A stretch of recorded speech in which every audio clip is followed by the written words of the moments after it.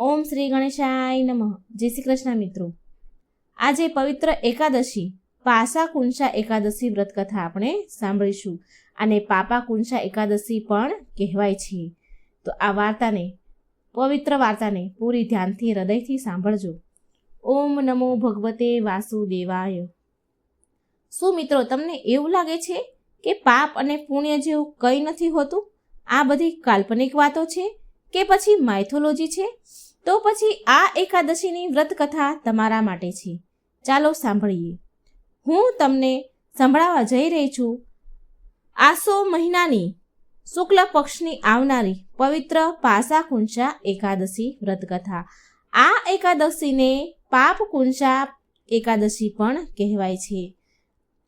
પાપ પર અંકુશ લગાવનારી એકાદશી એટલે પાસા કુંસા એકાદશી.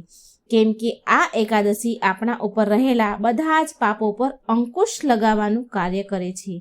આ વખતે આ એકાદશી 25 ઓક્ટોબર બુધવારે આવી રહી છે. અને એ તો તમે જાણો જ છો કે આ એકાદશી ચતુર્માસ દરમિયાન આવનારી અત્યંત મહત્વપૂર્ણમાંથી એક એકાદશી છે. માટે આનું પાલન પણ વિશેષ હોવું જોઈએ. તો ચાલો આ એકાદશીને પૂરા મનથી હૃદયથી સાંભળીએ. એકવાર યુધિષ્ઠિર મહારાજે સંપૂર્ણ વિશ્વ પર સંપૂર્ણ ભારત વર્ષનું સામ્રાજ્ય સ્થાપિત કરી દીધું અને તેના પરમ મિત્ર માર્ગદર્શક આપનારા ભગવાન શ્રી કૃષ્ણ સાથે ચર્ચા કરી રહ્યા હતા. હવે યુધિષ્ઠિરે ભગવાન શ્રી કૃષ્ણને પૂછ્યું કે હે મધુસૂદન, હે પ્રભુ, અશ્વિન માસના શુક્લ પક્ષમાં કઈ એકાદશી આવે છે? એનું મહત્વ શું છે? એનો મહિમા શું છે? કૃપા કરી આનું મને વિસ્તારથી વર્ણન કહી સંભળાવો. આ પ્રશ્નના ઉત્તરમાં ભગવાન શ્રી મંદ મંદ હસીને બોલ્યા કે આ એકાદશી, આવનારી એકાદશી પાસા કુંસા એકાદશીનું વિસ્તૃત વર્ણન કરું છું, તમે સાંભળજો. ભગવાન બોલ્યા, હે રાજન, પાપોનો નાશ કરવા વાળી આ એકાદશીને પાસા કુંસા કે પછી પાપા કુંસા એકાદશી પણ કહે છે.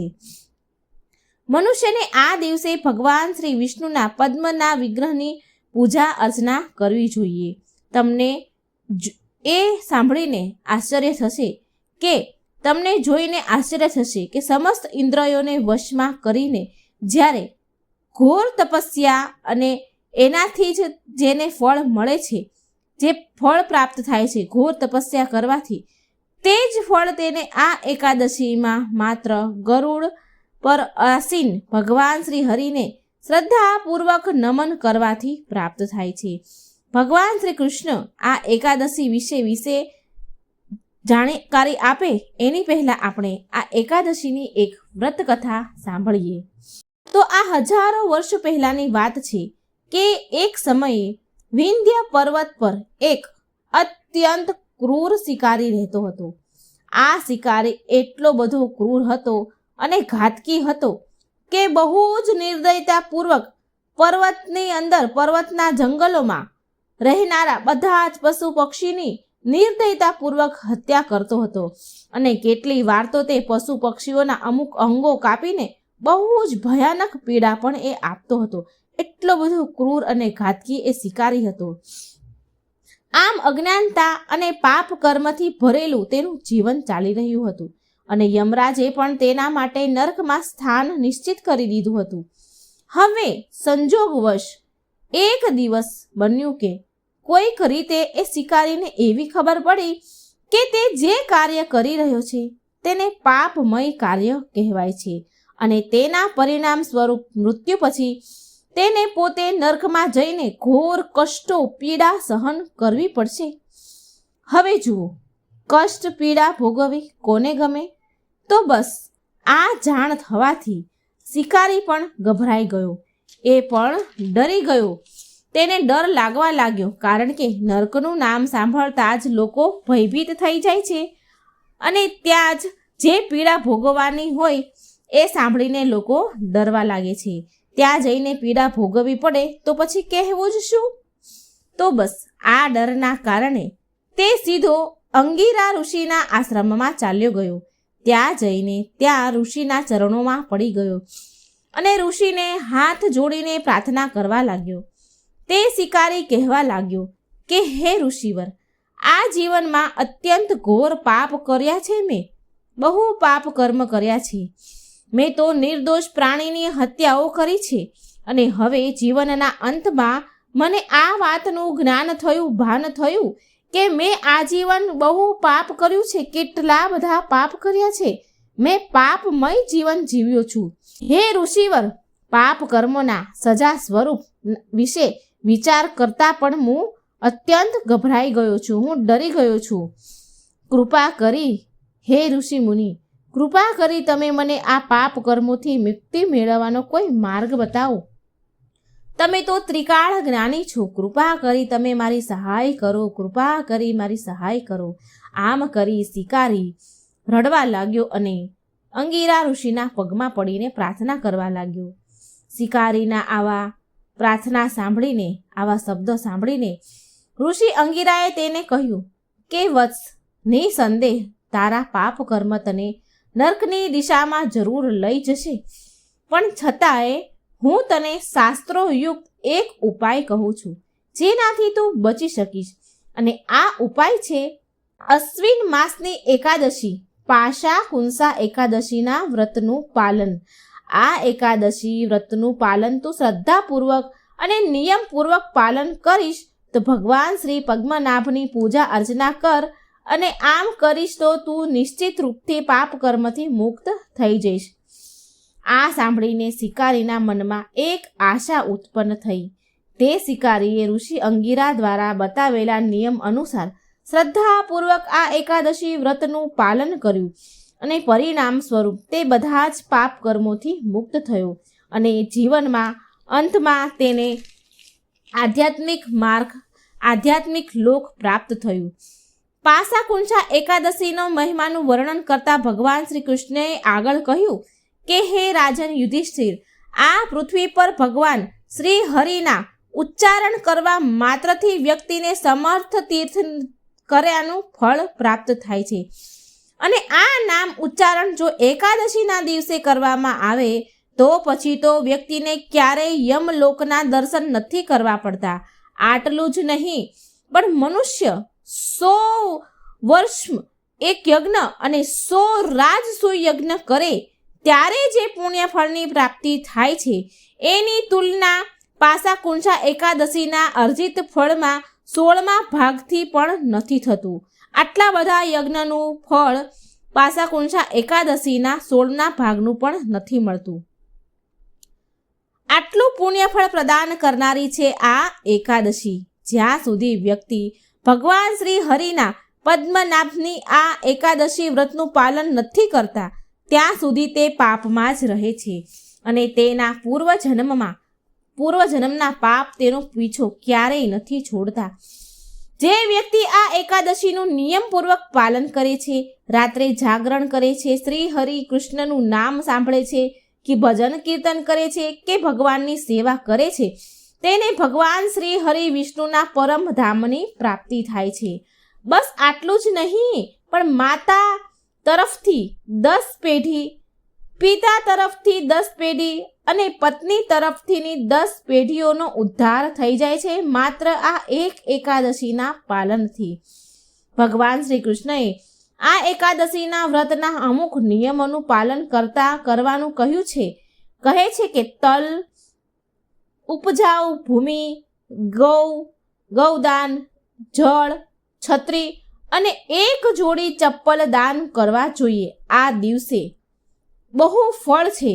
વિશેષ રૂપથી એકાદશીના દિવસે દરિદ્ર વ્યક્તિ કે જરૂરિયાતમંદ વ્યક્તિ હોય તેને દાન જરૂર કરવું જોઈએ. જેની પાસે સમૃદ્ધિ છે તેને એ સમજીને દાન કરવું જોઈએ કે આ સમૃદ્ધિ તેના પૂર્વજન્મના પુણ્યનું ફળ મળ્યું છે, માટે તેને જન કલ્યાણ માટે એમને વાપરવું જોઈએ. આ પ્રકારે પ્રત્યેક વ્યક્તિએ તેની ક્ષમતા અનુસાર જરૂરિયાતમંદ લોકોને દાન જરૂર કરવું જોઈએ. આપણા શાસ્ત્રો બતાવે છે કે ભગવાન શ્રી કૃષ્ણનું પવિત્ર નામ બધા જ પાપ કર્મોના નાશ કરવાવાળું છે. આ નામ એટલું જ શક્તિશાળી છે જેટલા ભગવાન સ્વયં પોતે જો કોઈ હરિના દર્શન માત્ર કરી લે આ એકાદશીના દિવસે તો તેનો ઉદ્ધાર થઈ જાય છે. આ દિવસે સંપૂર્ણ મનોરથની પ્રાપ્તિ માટે શ્રી વાસુદેવનું પૂજન કરવું જોઈએ. જીતેન્દ્રિય મુનિ ચિરકાળ સુધી કઠોર તપસ્યા કરીને જે ફળ પ્રાપ્ત કરે છે તે ફળ આ દિવસે ગરુડધારી શ્રી વિષ્ણુના દર્શન કરવાથી જ મળી જાય છે. જે પુરુષ તલ, ભૂમિ, ગૌ, અન્ન, જળ, પગરખા અને છત્રીનું દાન કરે છે એ ક્યારેય પણ યમરાજાને દેખતા નથી. આ એકાદશીનું એટલું બધું મહત્વ છે. તો મિત્રો, આ એકાદશીની વાર્તા વિડીયો શેર જરૂર કરજો, લાઈક જરૂર કરજો, બની શકે એટલા લોકો સુધી પહોંચાડજો અને પુણ્યના ભાગીદાર બનજો. ઓમ નમો ભગવતે વાસુદેવાય. જય શ્રી કૃષ્ણ. રાધે રાધે. Thank you. આજે આપણે સાંભળીશું શ્રીમદ ભગવદ્ ગીતાનો અધ્યાય 15 પુરુષોત્તમ યોગ.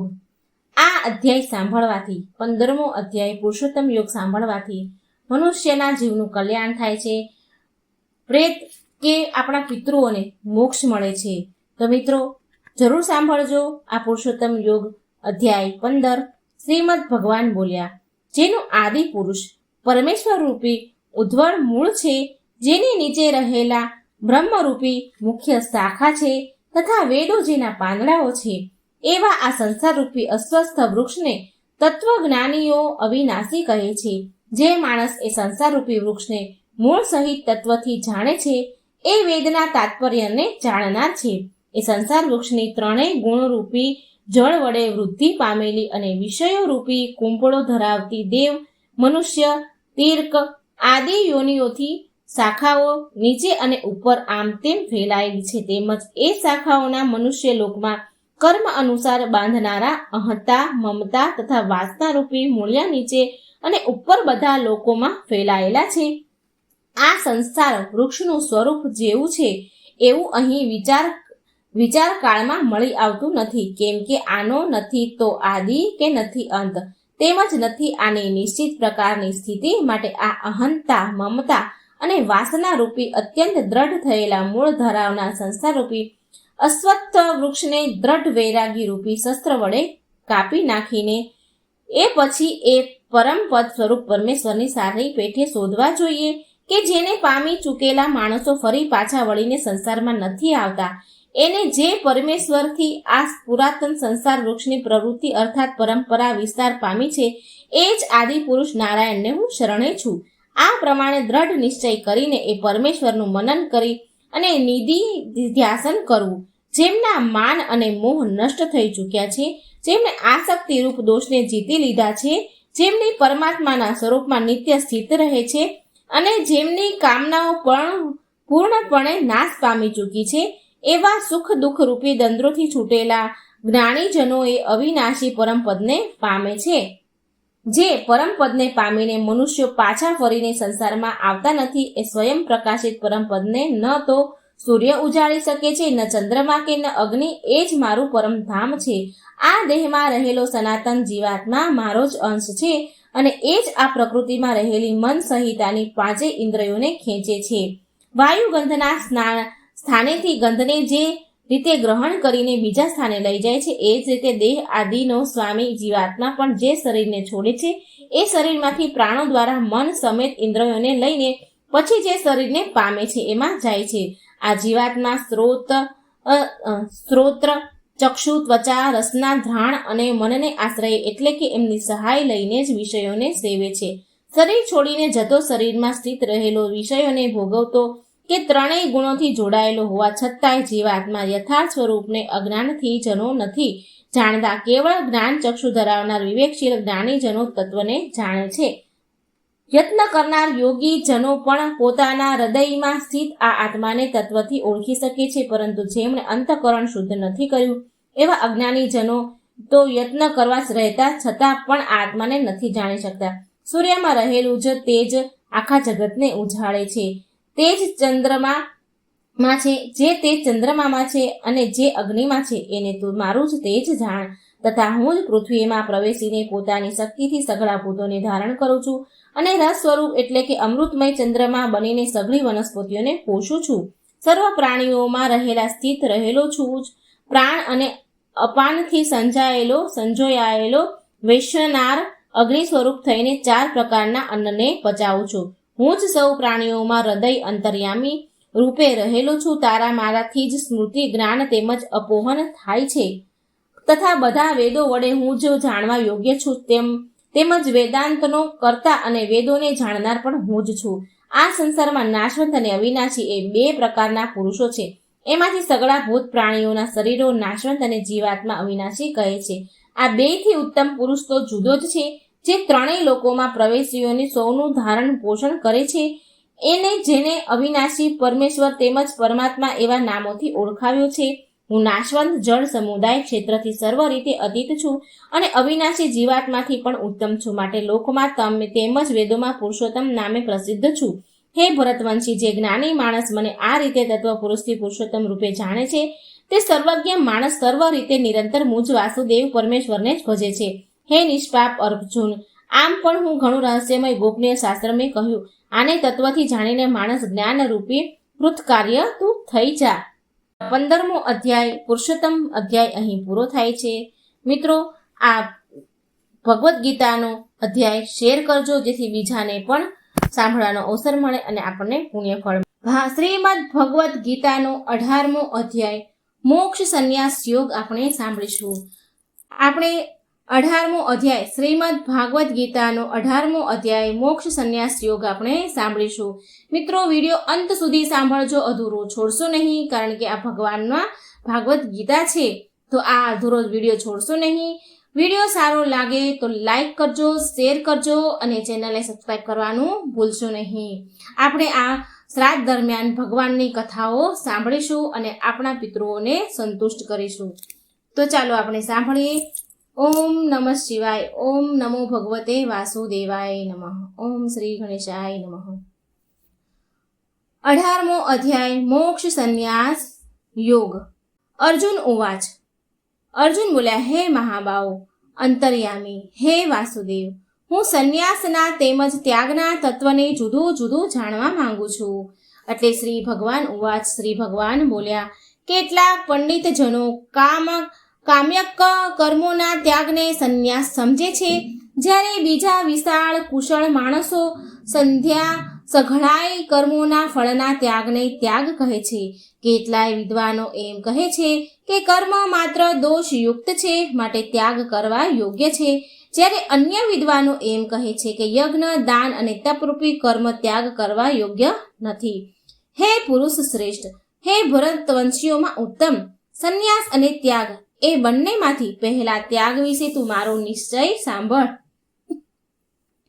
કેમ કે ત્યાગ સાત્વિક, રાજસ અને તામસ એવા ભેદથી 3 પ્રકારનો કહેવાયો છે.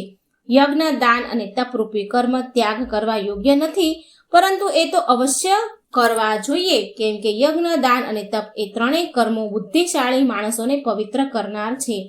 માટે હે પાર્થ, આ યજ્ઞ, દાન અને તપરૂપી કર્મોને તેમજ બીજા પણ સઘળાય કર્તવ્ય કર્મોને આસક્તિ અને ફળનો ત્યાગ કરીને ચોક્કસ કરવા જોઈએ. આ મારો નિશ્ચિત કરેલો ઉત્તમ મત છે. નિષિદ્ધ તેમજ કામ્ય કર્મોના તો સ્વરૂપથી ત્યાગ કરવો ઉચિત જ છે, પરંતુ નિયત કર્મોના સ્વરૂપથી ત્યાગ ઉચિત નથી. માટે મોહને લીધે એ નિયત કર્મોનો ત્યાગ કરી દેવા તામસ ત્યાગ કહેવાયો છે. જે કાંઈ કર્મ છે એ સઘળું દુઃખરૂપ જ છે એમ માનીને જો પણ કોઈ માણસ શારીરિક કલેશના ભયથી કર્તવ્ય કર્મોનો ત્યાગ કરી દે તો એ આવો રાજસ ત્યાગ કરીને ત્યાગના ફળને કોઈ પણ રીતે નથી પામતો. હે અર્જુન, જે શાસ્ત્ર વિહિત કર્મ કરવું કર્તવ્ય છે એવા ભાવથી આસક્તિ અને ફળનો ત્યાગ કરીને કરવામાં આવે છે એ જ સાત્વિક ત્યાગ મનાયો છે. જે માણસ અકુશળ કર્મનો દ્વેષ નથી કરતો કે કુશળ કર્મમાં આસક્ત નથી થતો એ શુદ્ધ સત્વ ગુણથી યુક્ત માણસ સંશય વિનાનો બુદ્ધિશાળી અને ખરો ત્યાગી છે. શરીરધારી કોઈ પણ માણસ દ્વારા સંપૂર્ણપણે બધા જ કર્મોને ત્યજવા શક્ય નથી. માટે જે કર્મોનો ત્યાગ કરનાર છે એ જ ત્યાગી કહેવાય છે. કર્મફળનો ત્યાગ કરનાર છે એ જ ત્યાગી કહેવાય છે. કર્મફળનો ત્યાગ ન કરનારા માણસોના કર્મોનું સારું, નરસું અને મિશ્ર એમ 3 પ્રકારનું ફળ મર્યા પછી અવશ્ય હોય છે. પરંતુ કર્મફળનો ત્યાગ કરી દેનારા માણસોના કર્મોનું ફળ કોઈ કાળે પણ નથી હોતું. હે મહાબાઓ, સર્વ કર્મોના સિદ્ધ થવામાં આ 5 કારણો કર્મનો અંત કરવાનો ઉપાય દર્શાવનાર સાંખ્ય શાસ્ત્રમાં કહેવાયેલો છે. એમને તું મારી પાસેથી સારી રીતે જાણી લે. આ વિશે એટલે કે કર્મોની સિદ્ધિ થવામાં અધિષ્ઠાન કરતા જુદા જુદા પ્રકારના કારણો, અનેક જાતની જુદી જુદી ચેષ્ટાઓ અને એ જ રીતે 5મું કારણ દૈવ છે. માણસ મન, વાણી અને શરીરથી શાસ્ત્રોને અનુકૂળ કે વિપરીત જે કંઈ પણ કર્મ આચરે છે એના આ 5 કારણો છે. પરંતુ આમ હોવા છતાં પણ જે માણસ અશુદ્ધ બુદ્ધિનો હોવાને કારણે કર્મોના થવામાં કેવળ અર્થાત શુદ્ધ સ્વરૂપ આત્માને કરતા સમજે છે એ મલિન બુદ્ધિનો અજ્ઞાની ખરું નથી સમજતો. જે માણસના અંતઃકરણમાં હું કરતા છું એવો ભાવ નથી, તેમજ જેની બુદ્ધિ સાંસારિક પદાર્થોમાં અને કર્મોમાં લેપાતી નથી, એ માણસ આ બધા લોકોને હણીને પણ વાસ્તવમાં નથી હણતો કે નથી પાપથી બંધાતો. જ્ઞાતા અને જ્ઞેય આ 3 પ્રકારના કર્મના પ્રેરકો છે અને કર્તા, કરણ તેમજ ક્રિયા આ 3 પ્રકારનો કર્મ સંગ્રહ એટલે કે કર્મના સાધનો છે. ગુણોને આધારે સઘળા પદાર્થોને ગુણોના કરનારા સાંખ્ય શાસ્ત્રમાં ગુણોના ભેદને લીધે જ્ઞાન, કર્મ તથા કર્તા 3 પ્રકારના જ કહેવાય છે. એમને પણ તું મારી પાસેથી સારી પેઠે સાંભળ.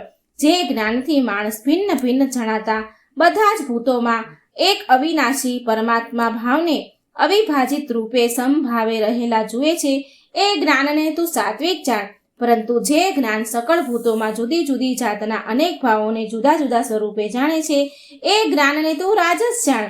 અને વળી જે જ્ઞાન એકલા કાર્યરૂપ શરીરમાં જ સંપૂર્ણની જેમ અશક્ત રહેનારું છે તથા જે યુક્ત વિનાનું તાત્વિક અર્થથી રહિત તેમજ તુચ્છ છે તે તામસ કહેવાયું છે. જે કર્મ શાસ્ત્ર વિધિથી નિયત થયેલું હોય, કર્તાપણાના અભિમાનથી રહિત થઈને કરવામાં આવ્યું હોય, તેમજ ફળની લાલસા વિનાના માણસ વડે રાગ દ્વેષ વિના કરવામાં આવ્યું હોય એ કર્મ સાત્વિક કહેવાય છે. પરંતુ જે કર્મ ઘણો પરિશ્રમ વેઠીને કરાય છે અને વળી ભોગોને ઈચ્છતા માણસને વડે કે અહંકારી માણસ વડે કરવામાં આવે છે એ કર્મ રાજસુ કહેવાય છે. જે કર્મ પરિણામ, હાનિ, હિંસા અને સામર્થ્યને ધ્યાનમાં લીધા વિના કેવળ અજ્ઞાનને લીધે આચરવામાં આવે છે તો તે કર્મ તામસ કહેવાય છે. જે કરતા સંગ વિનાનો અહંકાર ભર્યા વચનો ન બોલનાર, ધૈર્ય અને ઉત્સાહ ધરાવનાર તથા કાર્યની સિદ્ધિ એ અસિદ્ધિમાં હરખ, શોક આદિ વિકારોથી રહિત છે એ સાત્વિક કહેવાય છે. જે કરતા આસક્તિ ધરાવનાર, કર્મોના ફળની લાલસા રાખનાર, લોભી, બીજાને કષ્ટ આપવાનો સ્વભાવ ધરાવનાર, અશુદ્ધ આચરણ રાખનાર તેમજ હરખ શોકથી લિપ્ત છે એ રાજસ કહેવાય છે. જે કરતા પોતાને વશમાં ન રાખનાર, અશિક્ષિત, ઘમંડી, શઠ, બીજાની આજીવિકાનો નાશ કરનાર, શોક કરનાર, આળસુ અને દીર્ઘસૂત્રી છે એ તામસ કહેવાય છે. હે ધનંજય, હવે તું બુદ્ધિ તેમજ ધૃતિનો પણ ગુણો અનુસાર 3 પ્રકારનો ભેદ મારા વડે સંપૂર્ણપણે વિભાગપૂર્વક કહેવાતો સાંભળ. હે પાર્થ, જે બુદ્ધિ પ્રવૃત્તિ માર્ગ અને નિવૃત્ત માર્ગને, કર્તવ્ય તેમજ અકર્તવ્યને, ભય અને અભયને તથા બંધન અને મોક્ષને યથાર્થપણે જાણે છે એ બુદ્ધિ સાત્વિક છે.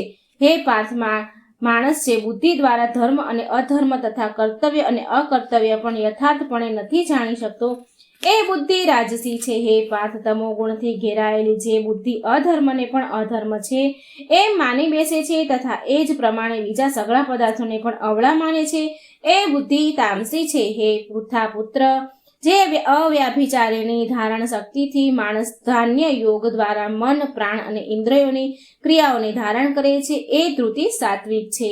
પરંતુ હે પૃથા પુત્ર અર્જુન, ફળની લાલસા રાખનાર માણસ જે ધારણા શક્તિ દ્વારા ઘણી આસક્તિ પૂર્વક ધર્મ, અર્થ અને કામને ધારણ કરે છે એ ધારણ શક્તિ રાજસી છે. હે પૃથા પુત્ર, દુષ્ટ બુદ્ધિનો માણસ જે ધારણ શક્તિ દ્વારા નિંદ્રા, ભય, ચિંતા અને દુઃખને તથા ઉન્માદપણને પણ નથી છોડતો પણ પકડી રાખે છે એ ધારણ શક્તિ તામસી છે. હે ભરત શ્રેષ્ઠ, હવે 3 પ્રકારના સુખને પણ તું મારી પાસેથી સાંભળ. જે સુખમાં સાધક માણસ ભજન, ધ્યાન અને સેવા આદિના અભ્યાસ વડે રમણ કરે છે અને જેથી દુઃખોનો અંતને પામી જાય છે, જે આ જાતનું સુખ છે એ શરૂઆતમાં જો કે વિષ જેવું જણાય છે, પણ પરિણામે અમૃત જેવું છે. માટે એ પરમાત્મા વિષયક બુદ્ધિના પ્રસાદમાંથી ઉપજનારું સુખ સાત્વિક કહેવાયું છે. જે સુખ વિષય અને ઇન્દ્રિયોના સંયોગથી થાય છે એ શરૂઆતમાં ભોગકાળમાં અમૃત જેવું જણાતું હોય છે, છતાં પરિણામે વિષ જેવું છે. માટે એ સુખ રાજસ કહેવાયું છે. જે સુખ ભોગકાળે તેમજ પરિણામે પણ આત્માને મોહિત કરનારું છે એ નિંદ્રા, આળસ અને પ્રબાંધમાંથી જન્મેલું સુખ તામસ કહેવાયું છે. પૃથ્વી પર, આકાશમાં કે દેવતાઓમાં અથવા કે સિવાય ક્યાંય પણ એવો કોઈ પણ જીવ નથી જે આ પ્રકૃતિમાંથી જન્મેલા ત્રણેય ગુણોથી મુક્ત હોય. હે પરમ તપ, બ્રાહ્મણો, ક્ષત્રિયો, વૈશ્યો અને શૂદ્રોના કર્મો સ્વભાવમાંથી ઉપજેલા ગુણો દ્વારા વિભક્ત કરવામાં આવ્યા છે. અંતઃકરણનો નિગ્રહ કરવો, ઇન્દ્રિયોનું દમન કરવું, ધર્મના પાલન કાજે કષ્ટ સહેવું, બાહ્ય ભીતરથી શુદ્ધ રહેવું, બીજાના અપરાધોને ક્ષમા આપવી, મન, ઇન્દ્રિય તેમજ શરીરને રજૂ સ્વભાવના રાખવા, વેદો, શાસ્ત્રો, ઈશ્વર અને પરલોક આદિમાં શ્રદ્ધા રાખવી, વેદ શાસ્ત્રોનું અધ્યયન તથા અધ્યપાન કરવું અને પરમાત્માના તત્વને અનુભવવું, આ બધાએ બ્રાહ્મણના સાત્વિક કર્મો છે. શૂરવીરપણું, તેજ, ધૈર્ય, નિપુણતા તથા યુદ્ધમાં પણ ન ભાગવું, દાન આપવું અને સ્વામી ભાવ, આ બધા ક્ષત્રિયના સ્વાભાવિક કર્મો છે. ખેતી, ગોપાલન અને ખરીદવા વેચવાની સત્ય વ્યવહાર આ વૈશ્યના સ્વાભાવિક કર્મો છે, તથા સર્વ વર્ણોની સેવા કરવી શૂદ્રનું પણ સ્વાભાવિક કર્મ છે. પોતપોતાના સ્વાભાવિક કર્મમાં તત્પરતાપૂર્વક જોડાયેલા માણસ ભગવત પ્રાપ્તિ રૂપી પરમ સિદ્ધિને પામી જાય છે. પોતાના સ્વાભાવિક કર્મમાં માણસ જે રીતે કર્મ કરીને પરમ સિદ્ધિને પામે છે, ઉપાયને તું સાંભળ. જે પરમેશ્વરથી સઘળા પ્રાણીઓની ઉત્પત્તિ થઈ છે અને જેનાથી આ આખું જગત વ્યાપેલું છે, એ પરમેશ્વરની પોતાના સ્વાભાવિક કર્મો વડે પૂજા કરીને માણસ પરમ સિદ્ધિને પામી જાય છે. સારી રીતે આચરવામાં આવેલા બીજાના ધર્મ કરતા ગુણ વિનાનો છતાં પણ પોતાના ધર્મ ચડિયાતો છે, કેમ કે સ્વભાવથી નિયમ થયેલું સ્વધર્મ રૂપી કર્મ કરતો માણસ પાપને નથી પામતો. હે કૌંતન્ય, દોષયુક્ત હોવા છતાં પણ સહજ કર્મને ન છોડવું જોઈએ, કેમ કે ધુમાડાથી અગ્નિ પેઠે સઘળા કર્મો કોઈને કોઈ દોષથી યુક્તે છે. સર્વત્ર અશક્તિ રહિત બુદ્ધિ ધરાવનાર, સ્ત્રુપહા વિનાનો તેમજ જેણે અંતઃકરણે જીત્યું છે એવો માણસ સાંખ્ય યોગ દ્વારા એ પરમ નિષ્કર્મ સિદ્ધિને પામે છે. જે જ્ઞાન યોગીની પરાક નિષ્ઠા એ નિષ્કર્મ સિદ્ધને જે પ્રકારે પામીને માણસ બ્રહ્મને પામે છે, એ પ્રકારે હે કુંતી પુત્ર, તું સંક્ષેપમાં જ મારી પાસેથી સાંભળ. વિશુદ્ધ થયેલી બુદ્ધિથી યુક્ત, પચવામાં હલકો, સાત્વિક અને નિયમપણે ખોરાક ખાનાર, શબ્દાદી વિષયોને ત્યજીને એકાંત તેમજ શુદ્ધ દેશનું સેવન કરનાર, સાત્વિક ધારણ શક્તિ દ્વારા અંતઃકરણ અને ઇન્દ્રિયોને સંયમિત કરીને મન, વાણી તથા શરીરને વશમાં રાખનાર, રાગ દ્વેષને સંપૂર્ણપણે નષ્ટ કરીને યોગ રીતે દ્રઢ વૈરાગ્યનો આશરો લેનાર તથા અહંકાર, બળ, ઘમંડ, કામ, ક્રોધ અને પરિગ્રહને છોડીને નિરંતર ધ્યાન યોગને પરાયણ રહેનાર, મમત્વ વિનાનો અને શાંત માણસ સચ્ચિદાનંદ ધન બ્રહ્મમાં અભિન્ન ભાવે સ્થિત રહેવાને પાત્ર બને છે. પછી એ સચ્ચિદાનંદ ધન બ્રહ્મમાં એકાત્મત ભાવે સ્થિત પ્રસન્ન મન યોગી ન તો કોઈના માટે શોક કરે છે કે ન કશાયની આકાંક્ષા કરે છે, એવો બધાય પ્રાણીઓમાં સંભાવ રાખનાર યોગી મારી પરાભક્તિને પામી જાય છે. એ પરમ ભક્તિ દ્વારા એ યોગી મુજ પરમાત્માને હું જે છું અને જેવા પ્રભાવનો છું બરાબર એવો ને એવો તત્વથી જાણી લે તથા એ ભક્તિના પ્રભાવને મને તત્વથી જાણીને તત્કાળ મારામાં પ્રવેશી જાય છે. મારે પરાયણ થયેલો કર્મયોગી સઘળા કર્મોને સદા કરતો હોવા છતાંય મારી કૃપાથી શાશ્વત અવિનાશી પરમ પદને પામી જાય છે. માટે હે અર્જુન, સઘળા કર્મોને મનથી મારામાં અર્પીને તેમજ સમબુદ્ધિ યોગને આશ્રય રહીને તું મારે પરાયણ અને નિરંતર મારામાં ચિત્ત પરોવનાર થા. એ પ્રમાણે મારામાં ચિત્ત પરોવનાર થયેલો તું મારી કૃપાથી બધાય સંકટોને વિના પ્રયત્ને પાર કરી જઈશ, અને જે અહંકારને લીધે મારા વચનોને નહીં સાંભળે તો નાશ પામીશ, એટલે કે પરમાર્થથી ભ્રષ્ટ થઈ જઈશ. જે તું અહંકારનો આશરો લઈને એમ માની રહ્યો છે કે હું યુદ્ધ કરીશ નહીં, તારો આ નિશ્ચય મિથ્યા છે, કેમ કે તારો સ્વભાવ તને બળજબરીથી યુદ્ધમાં જોડશે. હે કુંતી પુત્ર, જે કર્મને તું મોહને લીધે કરવા નથી ઈચ્છતો અને પણ પોતાના સ્વાભાવિક કર્મથી બંધાયેલો પરવશ થઈને કરીશ, હે અર્જુન, શરીર રૂપી યંત્ર પણ આરૂઢ થયેલા સઘળાએ પ્રાણીઓને પોતાના માયાથી એના કર્મો પ્રમાણે ભમાવતો અંતર્યામી પરમેશ્વર સર્વ પ્રાણીઓના હૃદયમાં રહેલો છે. હે ભારત, તું સર્વ રીતે એ પરમેશ્વરના જ શરણે જા અને એ પરમાત્માની કૃપાથી તું પરમ શાંતિને તથા શાશ્વત પરમ ધામને પામીશ. આમ આ ગોપનીયથી અતિ ગોપનીય જ્ઞાન મેં તને કહી દીધું. હવે તું આ રહસ્યયુક્ત જ્ઞાનને સંપૂર્ણપણે યોગ્ય રીતે વિચારીને જેમ ઈચ્છે એમ જ કર. સઘળા ગોપનીય વચનોથી અતિ ગોપનીય મારા પરમ રહસ્યયુક્ત વચનને તું હજી પણ સાંભળ. તું મને ઘણો પ્રિય છે, માટે આ પરમ હિતકારી વચન હું તારા માટે ફરીથી કહું છું. હે અર્જુન, તું મારામાં મન પોરવનાર થા, મારો ભક્ત બની જા, મારું પૂજન કરનાર થા અને મને પ્રણામ કર. આમ કરવાથી તું મને જ પામીશ. આ હું તારી સામે સત્ય પ્રતિજ્ઞા કરું છું, કેમ કે તું મને ઘણો પ્રિય છે. સઘળાય ધર્મોને એટલે કે સઘળાય કર્તવ્ય કર્મોને મારામાં ત્યજીને તું કેવળ એકમાત્ર મુજ સર્વશક્તિમાન સર્વાધાર પરમેશ્વરના જ શરણે આવી જા. હું તને બધાય પાપોથી મુક્ત કરી દઈશ. તું શોક કરમાં. તારે આ ગીતા રૂપી રહસ્યમય ઉપદેશ કોઈ પણ કાળે ન તો તપરહિત માણસને કહેવો, ન તો ભક્તિ રહિતને અને ન તો સાંભળવા ન ઈચ્છતા માણસને કહેવો તથા જે મારામાં દોષ દ્રષ્ટિ રાખે છે એને તો કદીય ન કહેવો. જે માણસ મારામાં પરમ પ્રેમ રાખીને આ પરમ રહસ્યયુક્ત ગીતાના ઉપદેશને મારા ભક્તોમાં કહી સંભળાવશે એ મને જ પામશે, એમાં જરા પણ સંદેહ નથી. માણસોમાં એનાથી વધીને મારું પ્રિય કાર્ય કરનારો કોઈ પણ નથી તથા આખી પૃથ્વી પર એનાથી વધીને મારો પ્રિય બીજો કોઈ ભવિષ્યમાં થશે પણ નહીં. જે માણસ આ ધર્મમય આપણા બેના સંવાદ રૂપી ગીતા શાસ્ત્રનું અધ્યયન કરશે એના દ્વારા પણ હું અજ્ઞાન યજ્ઞથી પૂજિત થઈશ એવો મારો મત છે. જે માણસ શ્રદ્ધાળુ અને દ્રષ્ટિ વિનાનો થઈને આ ગીતા શાસ્ત્રનું શ્રવણ કરશે એ પણ પાપોથી છૂટીને ઉત્તમ કર્મ કરનારાઓમાં શ્રેષ્ઠ લોકોને પામશે.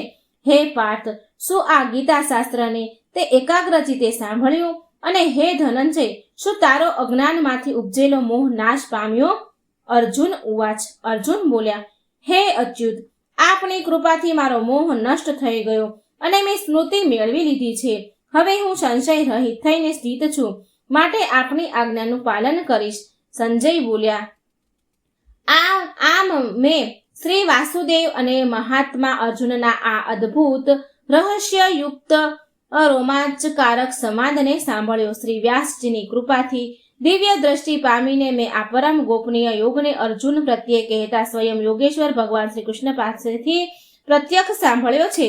હે રાજન, ભગવાન શ્રી કૃષ્ણ અને અર્જુનના આ રહસ્યયુક્ત કલ્યાણકારક અને અદ્ભુત સંવાદને સંભળાવનારને હું વારંવાર હરખાવ છું. સાંભળીને વારંવાર હું હરખાવ છું. હે રાજન, શ્રી હરિના એ અત્યંત વિલક્ષણ રૂપને પણ સંભાળીને મારા ચિત્તમાં મહાન આશ્રય થાય છે અને હું વારંવાર હરખાવ છું. હે રાજન, જ્યાં યોગેશ્વર ભગવાન શ્રી કૃષ્ણ છે અને જ્યાં ગાંડીવધારી અર્જુન છે ત્યાં જ શ્રી વિજય વિભૂતિ તેમજ અચળ નીતિ છે એવો મારો મત છે. મોક્ષ સંન્યાસ સંયોગ નામનો 18મો અધ્યાય અહીં સમાપ્ત થાય છે. તો મિત્રો, આ 18મો અધ્યાય અહીં સમાપ્ત થયો. હું આશા રાખું છું કે તમે ખુશ પ્રસન્ન ચિત્ત મનથી સાંભળ્યો હશે અને બીજાને પણ સંભળાવજો, શેર કરજો વિડીયો અને આ ચેનલને સબસ્ક્રાઇબ જરૂર કરજો. કોમેન્ટ બોક્સમાં ભગવાનનું નામ એકવાર જરૂર લખી દેજો મિત્રો. જય શ્રી કૃષ્ણ. રાધે રાધે. Thank you.